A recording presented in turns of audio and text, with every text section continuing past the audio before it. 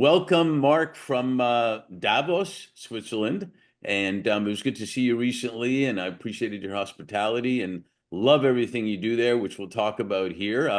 So again, welcome to the Leaders Who Care series. And best way to start, as always, if you could, this is the key word, briefly introduce yourself, but not about the business or anything. Like, where are you from originally, where you are now, family, something you never told anybody that you want to reveal to the world now. That's always pretty interesting. You don't have to, but it's pretty cool.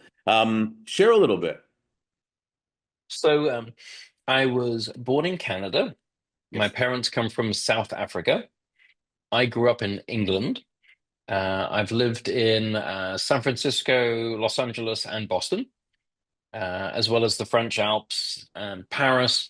I currently live in Berlin, but I spend a lot of time in Switzerland, particularly Zurich, and then there's Davos as well, but not so much to live, but to do things.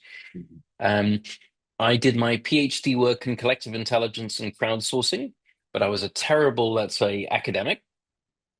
So rather than finishing my PhD thesis, I decided to self-publish my mostly written thesis. I turned it into a business book, and I sold 1,000 copies of my thesis at $150 each. This goes back a while ago when it was serious money.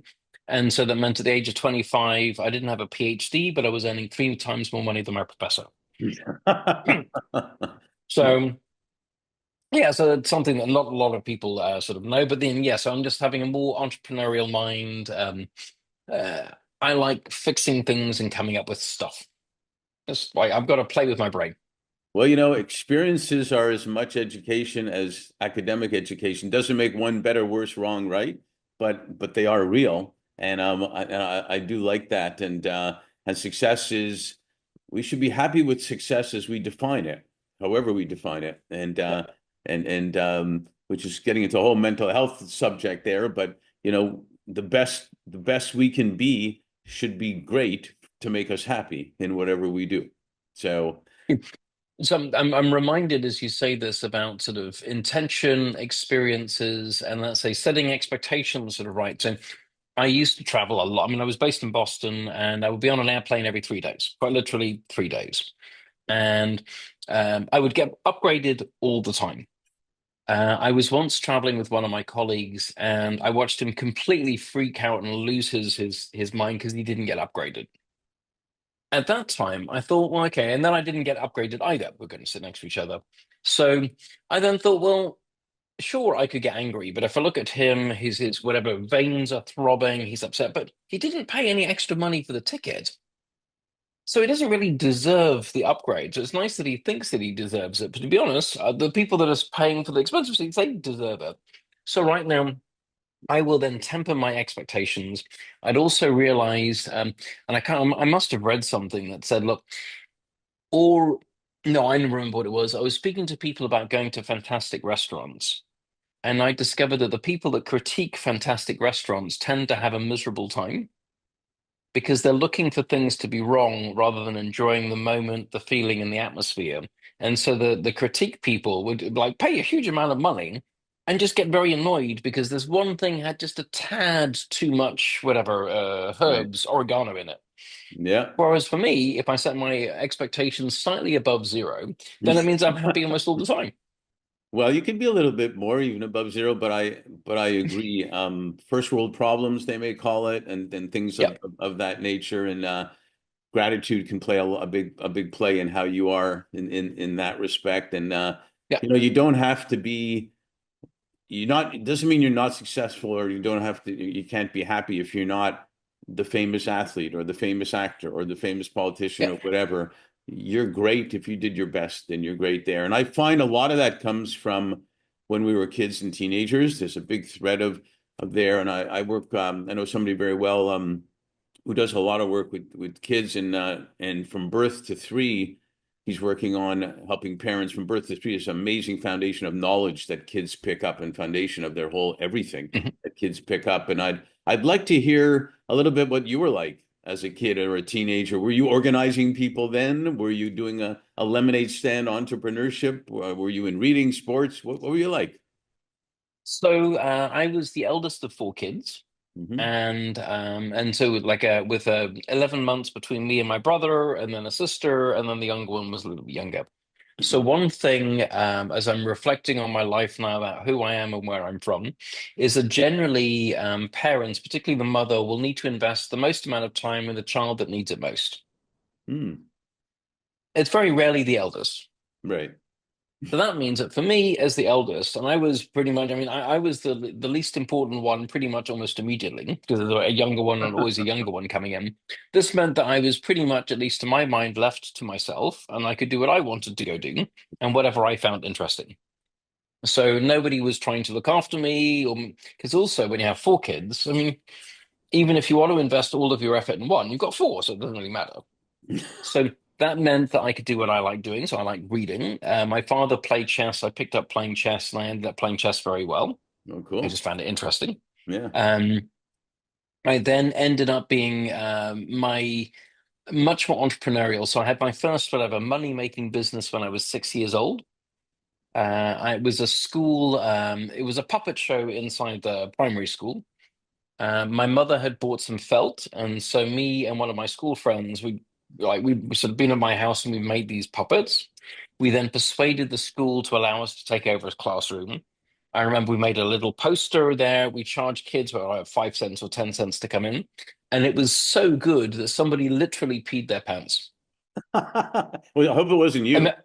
then they closed us down. No, no, I was fine. I mean, I was sort of front of state. I was back. I wasn't at the front of house. I was back of house, and I was organizing. So I was like, I had my finger up a puppet's butt. But anyway, that was just different. No, no, no. Can we just? It's a finger puppet. That's just what you So do. you could have been the first Jim Henson with the Muppets. I could have been. I think Jim Henson already existed by then, so I could have. I couldn't quite match him for time. Um, and the Muppet Show was very important to me. Halfway down the stair, and all of these things from Kermit the Frog. Um, but yeah, so I mean, this sort of childhood stuff does sort of form a lot of things about attachment styles, how you connect with other people, how you grow up your own kids, the things that you see right or wrong. So, I mean, for my parents divorced when I was 7.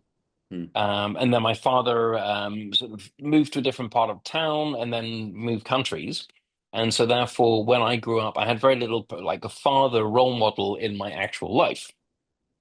Um, but then that meant that when I had first one son and then two sons, then I was trying to work out, well, okay, what for me is a what should I do as a father since I have no role model or reference model, Right. and all I can know is I shouldn't do what he did. Right. So.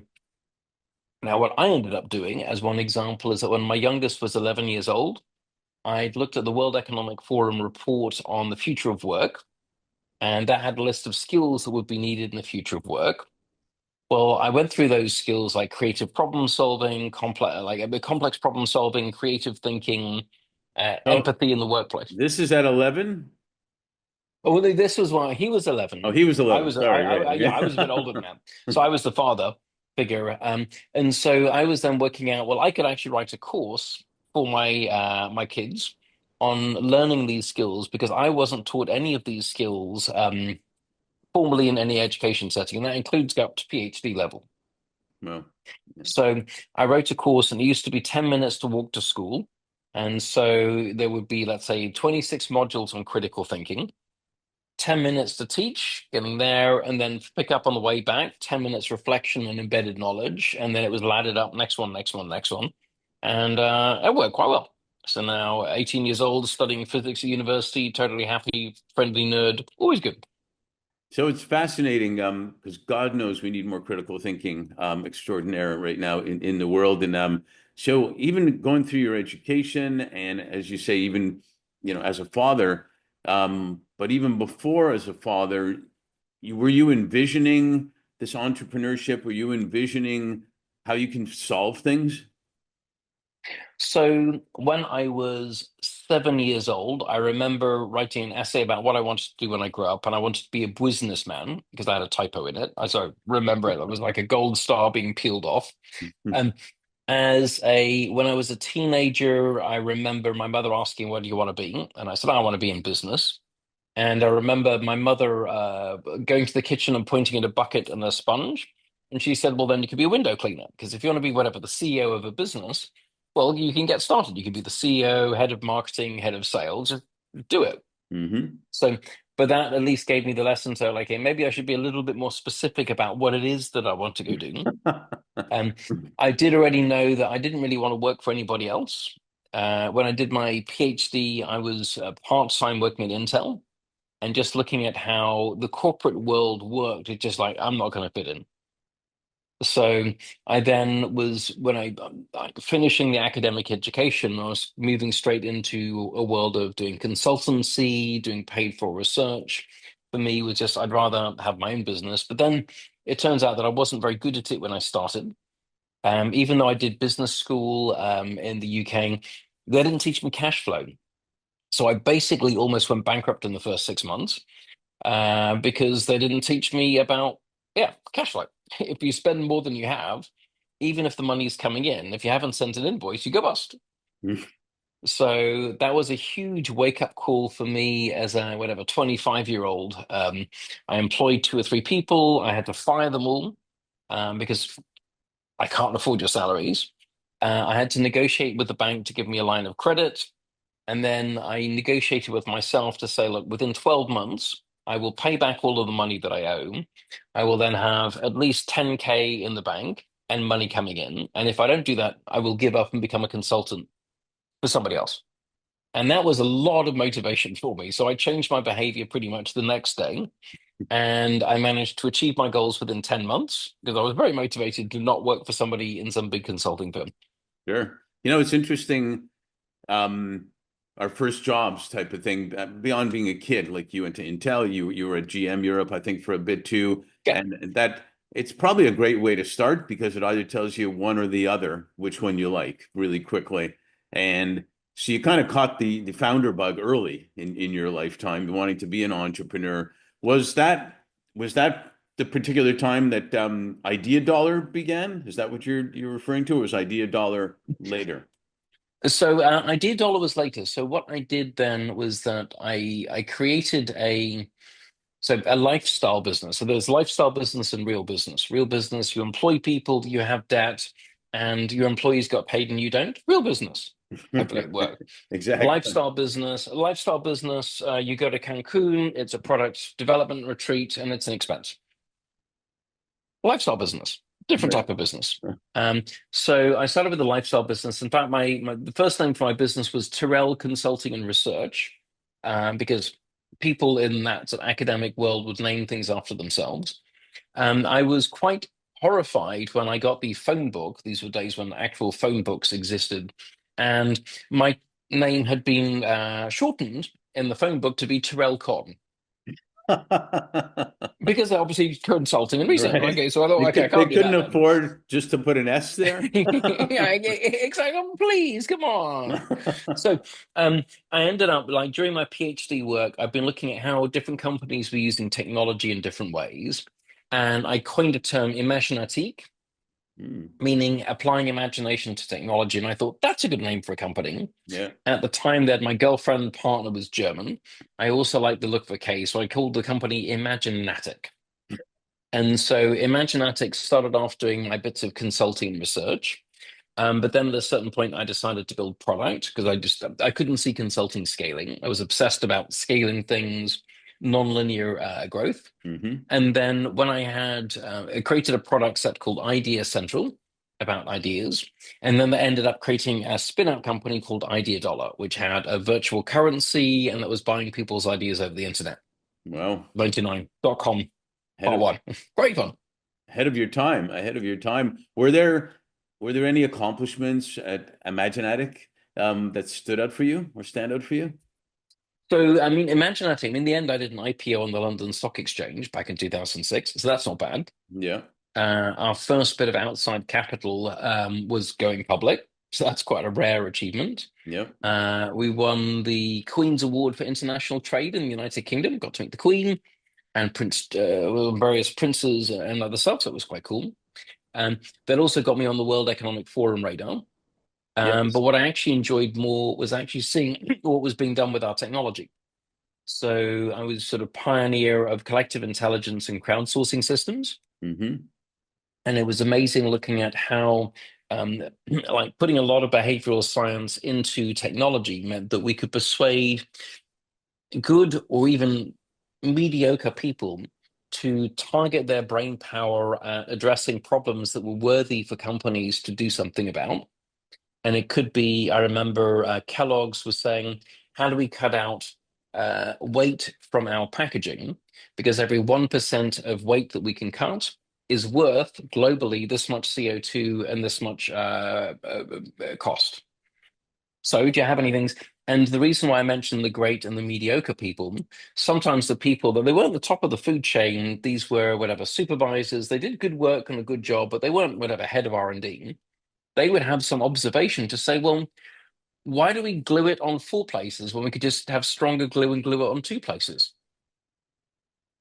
It's a good point because the clever people would never see that because they haven't been on the factory floor before. Whoever So for thought, me, whoever thought, sorry to interrupt. I remember the yeah. days when the executive didn't include people in operations or manufacturing or whatnot. And I was working at Deloitte at the time, and Northern Telecom was a client, and I met the CEO came into the boardroom where we were doing our audit stuff, and I said, "Hey, I was just doing inventory at Northern Telecom. You got amazing stuff at that place over there." I talked to the people; they were amazing, and he said, "I've never been there." And Mhm. I said, "Really?" So I get what you're saying. That's where they know what's going on. So, and I found that for all, I mean, I did, so I loved like measuring return on investment. So even for the things that were a little bit soft and fuzzy, but at least we were able to, I did a project with Bristol Myers Squibb, who had a diabetes medicine that had just gone off patent. And we were able to track which ideas, and there were three, I mean, it was such a valuable thing that they had a bunch of CEOs and the top executives having a retreat, come up with ideas. They then paid a big consulting company at the time, I think 100 grand to come up with ideas.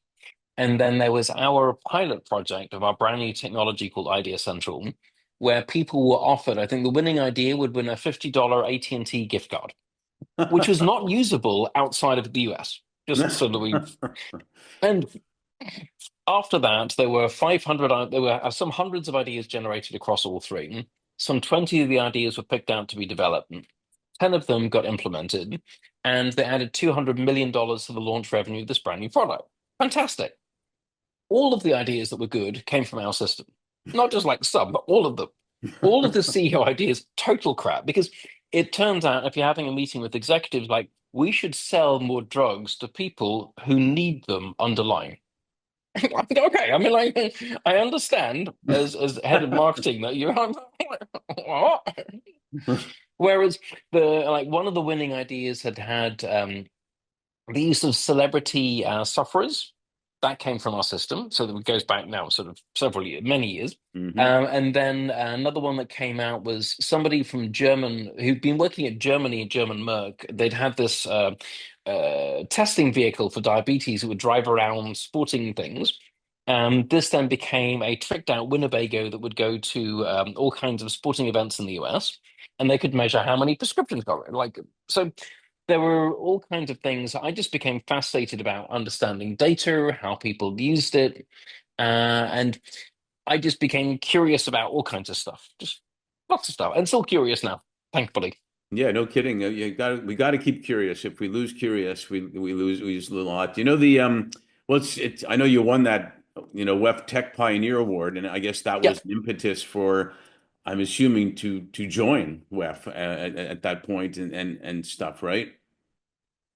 So yeah, so the World Economic Forum. I mean, I'd read about it. I'd heard of Davos beforehand, and even though now as we're recording this in 2025, I mean now there's whatever 10 15,000 people plus go to Davos. It wasn't that way beforehand, so this really was the sort of the secret world. 2,500 invited people, maybe another 1,000 people max.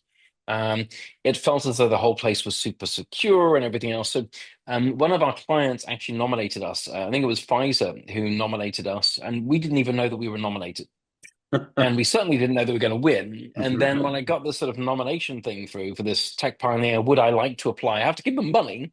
but at least it's not like one of these whatever London-based whatever an award show. We've come up with an association to literally give you personally an award, and it'll cost you 20,000 to get it, No. but it's yours. Yeah, you bought your So this award. was so the World Economic Forum thing. And I mean, I spent $30,000 even back then. This goes to 2008 to be a member and everything else. But our average revenue per client was over 100,000 per client per year, and all of our potential clients were there. So it was fairly easy for me to cost justify going. What I did find, though, in being this sort of rarefied, sort of exclusive type of world, is that it was very transaction driven. Mm, So it was deal, deal, deal. I also found that there were no very few side events. But I'd already found, if you like, sort of what's happening now with this world of Davos and this unDavos that we might get into, is that I'd found that there were these sort of Swiss bankers and Swiss accountants who they would have a different color badge to me. I'd have this nice white badge with World Economic Forum, and their badge was, I think, yellow and it said hotel badge. And they would go to almost all the things that I did in these sort of very few side events. They would be there for the breakfast, the lunches, and when, by the way, the only side events there were breakfast and lunches and parties, because everybody had agreed to not do counter programming with the World Economic Forum. right. And the WEF didn't serve breakfast, it didn't serve dinner, and its lunches were bad. So that allowed people to do these side events and the little holes that the WEF allowed people to have holes for. But when I discovered that it was possible to sort of go there anyway, I did the WEF thing again in sort of 2009. But then 2010, I wasn't invited, and the ticket price had gone up to 100,000, which is a little bit much. But 2011, I'd already left the company, so I didn't have the company budget. But I figured out to say, well, okay, if these Swissy people can go in, maybe I can sneak in too. And that was the sort of beginnings of the unDavos world. Is that where you met Rich Stromback? I didn't need. I met Rich Strom back in 2008, so he was the first guy that I met. I met him in the. So he's a big guy. The Harvard Business Review actually wrote an article about him as being, I think, the king of Davos, because he was just the ultimate networker. So he'd And done a and Davos in a and 2000. a and a Canadian ex-hockey player. Exactly. Well, and so at least I'm Canadian too. I'm not an ex-hockey player, but at least we had a few reasons for bonding. But we saw quite quickly that as tech people, investing people, and also people that didn't follow the rules, um, it then became interesting to see that okay, there's this side event world, and he already, even though he was white badge, his brother was not. And so he was one of the first people that learned the secret. Now, he didn't tell me the secret for doing Davos, interestingly enough. And what would happen is that there were five or six, whatever, WEF type of people that had learnt the secret, and they had almost collectively agreed never to tell the secret to anybody else. Of course, why would you do that? So, because it's a good thing. I mean, you can charge people huge amounts of money for coming in, possibly, but you control the secret. I was therefore, I think, technically the sixth person who knew the secret. The thing is that I have a wider mission. I have a 25-year plan to change the world at scale, and. I use Davos as my test bed. And so for me, to make change at world scale, Davos is a really, really interesting platform. And if people think that there are conspiracies developed in Davos, you're completely right, just not the conspiracies that you think. Hmm. But there are, absolutely. Do these conspiracies work? No, not really. Most of the people do the conspiracies aren't actually very good at them. Um, and I had that. I had a network of girls spies once who would tell me lots of stuff. It was fascinating work. But the thing though is that Davos does, particularly now, it reduced the cost of coming, which meant that there are more women, there are more people from diverse backgrounds that are able to come. There are more topics that can be covered. Right. And for me, it was more important to have more people there because if there's a volume of people, the odds of getting great things happening goes up to 100%. We just don't know which. Yeah, no, But I in the love world it. of I mean, yeah, I mean, it's basically like it's a fight between a scarcity world and an abundant world. And abundance is better. Yeah, and people will, it's almost like you talked about food critics. People will always, some people go in and try to find what's wrong. But there's plenty right, and there's so many of amazing people that really want to make a difference there. And I think with unDavos, you've done a great job. And I want to get to what you're doing now also. Like, And like we say in LA, we got to leave them wanting more so we can do a sequel. We may have to do a sequel here. So, but I want to talk about how you're leading on a few great things on Orcasi and the science of spread on unDavos we're talking about, which is, as you called it, which I love, meaningful presence with impact, and also on Fresh Solutions AI, which we chatted about a little Mhm. bit, and I'm really interested in. And you're doing them all at the same time, basically. Yeah. Um, how explain what they are, explain how they're synergistic that maybe allows you to do them at the same time, and also what we look as really important, and that we always will talk with leaders who care. You have to have an economic and social impact at the same time. You can't Yeah. have them separate. So if you can share about that, that'd be great. So Fresh, if I start with Fresh Solutions, so Fresh Solutions is the day job. So that makes it sound way too boring, but it's definitely not boring. So Fresh Solutions is an AI company making AI solutions based in Switzerland, and we have clients that are private sector, like Ipsos, PwC, and we have clients that are public sector, so the Swiss Federal Office of Public Health. And this gives me, I've got a business partner for that. And what we've done is that it gives me an opportunity to build stuff. I love building stuff and building it for customers that are paying us money. I love revenue. Revenue is fantastic. Just love Right, of revenue, love course. customers, love making stuff. And so we were able to take clients that my partner had on the consulting side, doing strategy work, and then take them over into being like to execute your strategy, you need these cool AI things. So that's allowed us to build an AI advising platform called Pocket. Like Hmm. get the best advice in your pocket. We built an AI interviewing platform, like doing interviews. I mean, this is kind of an interview, but we could also do this with AI powered. So follow-up questions generated by an AI. And then we have an AI analysis platform, just because there's loads of content that comes out when you start using AI powered stuff. But Hmm. so you need some sort of human help. So that for me is, but that's a real business that can scale. It can get funding. You can see it having target markets, multiple offices, hiring people. So I would consider that to be real business. Then if I backfill in, then I've got OrcaSign. So, and by the way, where the name comes from is that if I were an animal, I would be an orca, top of the food chain, lots of good reasons. So therefore orca, and then science, so science fiction, OrcaSign. Nice. Um, so for me, it's actually more of a lifestyle business. So I don't hire people into that business. It allows me as a vehicle to do projects that I find interesting, fun, and fascinating. Now I work for one of the big US media companies, and I met them in Davos, and their challenge was, how do you make $5 million of extra profit from online sites? And I remember charging them $35,000 for a 3-hour workshop, money back guarantee if it didn't work out. And I kept all the money because I invented some remarkably cool stuff that had never come up before. I did let them know beforehand that I don't know anything about your industry, but we'll figure it out. So, but Sometimes, I just had sometimes, a, but by the way, sometimes I find clients are asking me when it comes to talent, can you please find somebody not in our industry? We need new yeah, perspective, new ideas, new everything. well, and completely right. And one of the things when I'd been speaking to him, I worked out, like, okay, how big is the problem? But then it was also, how long have you been trying to fix this problem? And if you fix it, how much is that worth in terms of value?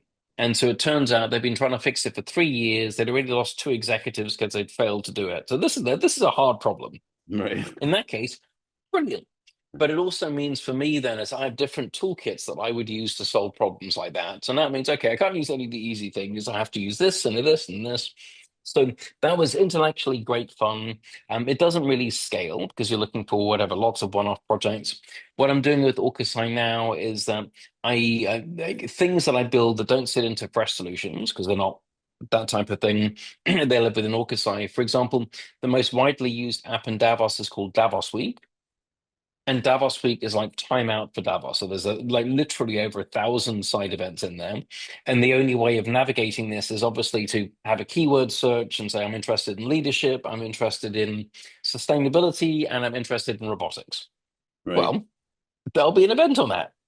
So that technology lives within OrcaSign. And so I have that business allows me to build things over time that might morph into an idea farm. Right.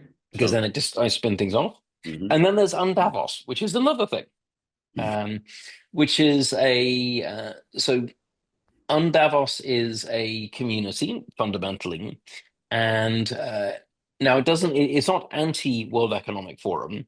Right. If anything, my goal is to change the World Economic Forum kind of from the outside inside, because it's a tremendous opportunity in gathering people together. But then I think that just they don't make use of the time that they have. But partially because of the constraints that they have of just like they have a limited amount of seats in their venue, and they charge people huge amounts of money to do stuff, which means you have to say exactly the right stuff. So it's a bit boring. What Davos does, it's about with the mission of democratizing Davos, then humanizing Davos, and then bringing action to Davos. Now, if you look at undavos.com, you can see that we had our 2025 conference, which was the biggest event in Davos, apart from the World Economic Forum. Over 71 sessions in all kinds of different. I mean, there was. I went in on Monday morning, and there was relationship tango. People, whatever, literally dancing tango to talk about leadership models. And then in the afternoon, there was like a TEDx that was there. And then on Thursday, I mean, I saw the oceans. There was the Deepak Chopra event where it was literally so full that people are like lying on the floor to get a little bit of space. So, I actually but not. saw some of that in action from when you woke up in the morning to when I saw you around Davos to whatever. Yeah. It's it's fascinating. You know, one thing I find that's a line, a thread between as a kid to now is you became really effective and passionate about bringing people together. And one thing I learned from Blue Zones and other things of being in talent and leadership, and especially from sports, is the thing that fills people's hearts and souls more than anything is belonging. And Mhm. I Yeah. think that's what you're doing. They're belonging because they want knowledge. They're belonging because they want a relationship. They're belonging because they want to belong and be part of something. And I commend you for that because it is the most important thing I think that people want out there. And I think it does turn into economic and social impact at the same time. Because if you're on a team, that's what happens. You win the championship together. I mentioned we'll probably have to do a sequel on this, but I do have one more question I want to ask you here. And I had a client that told me in 2021, he told me, you know, Mark, the year 2020 was the year that flew by slowly.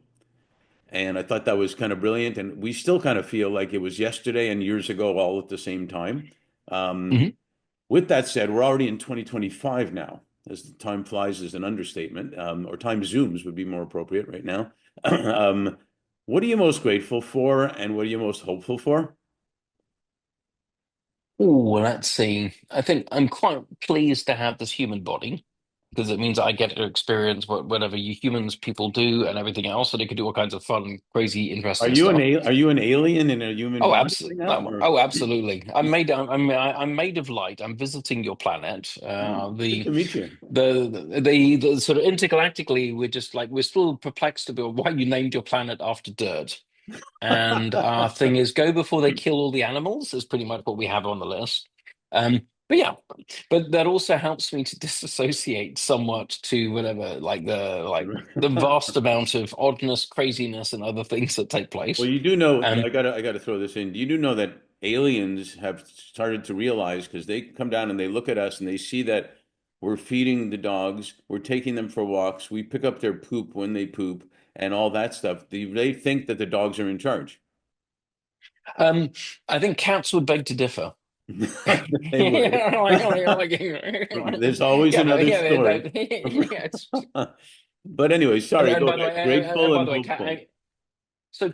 if I look at, let's say, what's hopeful, so I mean, genuinely speaking, so I think it's tricky in this day. So COVID was sadly a wasted opportunity. If we look at the trillions of dollars that were created, the vast amount of time we had on our hands, what did we do? We put on 15 kilos, and we didn't even force anybody to put on like a change electric lights. We did watch Ted So Lasso though. this is actually I don't think it came over. Maybe wasn't allowed to. It didn't get streamed over here, so we didn't Wow. see it. And we learned we're in a global planet. We didn't have TV shows, so the For me, therefore, but that those times were, let's say, vast amounts of whatever, like not connecting.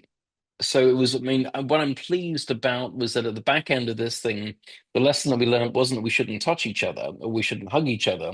So fortunately, we sort of realized that human connection is important. Totally. I think that the good thing is there are many problems that are out there. There are many opportunities. But what I actually see is the biggest opportunity now is that 2025 is already a remarkable year, and I think we're about to enter into an absolutely stonkingly, like, just shocking phase of our life, because effectively you have whatever one country with its electoral process has picked out a particular way of doing things, and it was written on the box, so nobody can say, well, okay, it shouldn't be a surprise to anybody because really, like, we will do this. I think because there'd been, let's say, nobody had ever done what they'd said beforehand, to actually having somebody that says, well, I'm going to go execute on it. What it's doing is we're seeing not ripple effects, or basically tsunami effects are basically going to roll across the world in almost every area of life. Right. You look at whether it's international development aid organizations, and many of them do phenomenal work, but also could be fat, dumb, and happy. Right now, if you take out 40% of the budget across everything, well, if it was only one thing, you could cover up the gap. But if it's everywhere, it means you have to fundamentally rethink what you're doing and how you're doing it. Right. I think what's now happening, and if it's tariffs, will then force every single country to have a look at what they're doing. So I see now as we have basically a complete destabilization of the world is taking place. You think? It hasn't finished destabilizing yet. So this, if this were a disaster movie, just not saying that it's going to be a disaster, but if it were, we're not looking at the last 5 minutes of the movie. We're basically looking at the crackers going through LA. The guy is trying to get in the first airplane, but he doesn't know there's going to be a second airplane and there's going to be two volcanoes. We don't know how this thing is going to end yet. But I see as there is a large scale destabilization. But when things begin to become unstable, it means that for entrepreneurs, for people with an opportunistic mindset and open mindset, you have to have new solutions. And so finally, there is now space that we're forced to have new solutions to our problems, issues, challenges, and opportunities because we can't do the old stuff anymore. So I Right. think that, for me, still makes me hopeful. Well, I get what you're saying, and I think if we play the hopefulness properly, I think AI might have the biggest impact that technology should have had before on everything, especially Yeah. healthcare, but on everything. And it may even allow us, if business leaders are smart, to take advantage of the extra profits that are going to be made by people being laid off and put some of those to people to help in community, whether it's teachers or caregivers or building gardens at schools or whatnot. So the business leaders are involved in the community and literally make us maybe happier and healthier than we've ever been. It's going to be what happens next is going to be extremely interesting to keep seeing. So the Interesting I is an mean, interesting word to use. yes, I mean, it's doing a lot of work, isn't it? It's doing a lot of work. um, But so we will see. I mean, fundamentally, if we're able to make housing cheaper, if we're able to make food cheaper, if we're able to make energy cheaper, transport cheaper, it allows people to live, and then you end up with bread and circus. People need to have at least, okay, maybe not bread and circus, but bread and let's call it bread, meaning, and circus. Um, People want to have a sense of meaning that they're doing something, and even if it's sort of civic work that they're doing, they need to be vaguely entertained and they need to be fed. yeah, Um, absolutely. And how all of these things will work? well, I'm hopeful for all the things you said, and I'm hopeful that and grateful that you are a leader who actually cares and brings ideas to the table. So I appreciate that. I appreciate staying in your apartment while I was at Davos. I appreciate a lot of those things, and I'm hopeful for so much more. So thanks for being a leader who cares, and thanks for being on the series. Very good. Thank you ever so much for having me. Thank you. Thank you for listening to the brand called You Videocast and Podcast, a platform that brings you knowledge, experience, and wisdom of hundreds of successful individuals from around the world. Do visit our website www.tbcy.in to watch and listen to the stories of many more individuals. You can also follow us on YouTube, Facebook, Instagram, and Twitter. Just search for the brand called You.